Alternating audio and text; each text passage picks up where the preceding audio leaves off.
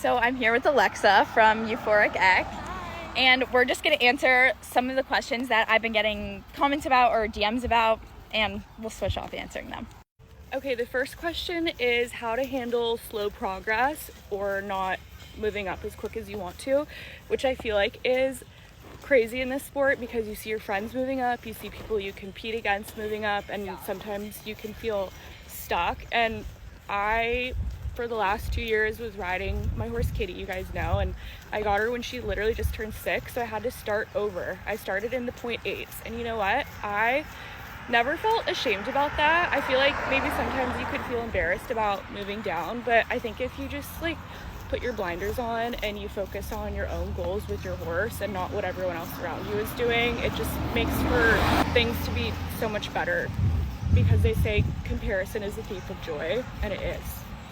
The next question is how to ride a 120 course versus a 140 course, and what are the differences between the two heights. And what first comes to mind is that you just have to carry a little bit more rhythm in a 140 course versus a 120 or 115 course.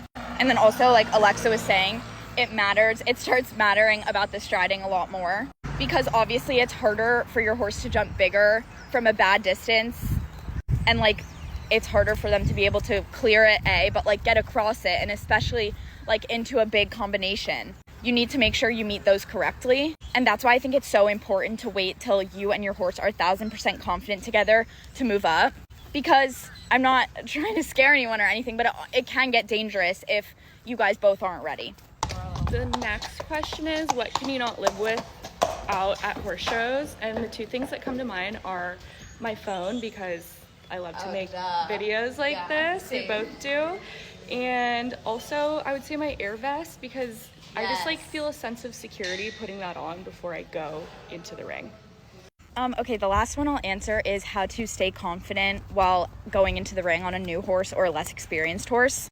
I think the number one thing to remember is to not feel pressure, because again, you're on a new or either a less experienced horse, and it's really important to just take things step by step and take things slow. Like I was saying before, I would say starting at a height that you guys both feel comfortable at is really important, because you never want to overphase either yourself or your horse, especially if you don't know each other that well. And I would say on a less experienced horse, it's important to remember that every round they have in the ring is something that they're learning from. So even if there's a mistake or a bobble or whatever, just make sure to take your time, reset, and make it a learning experience for them rather than anything else.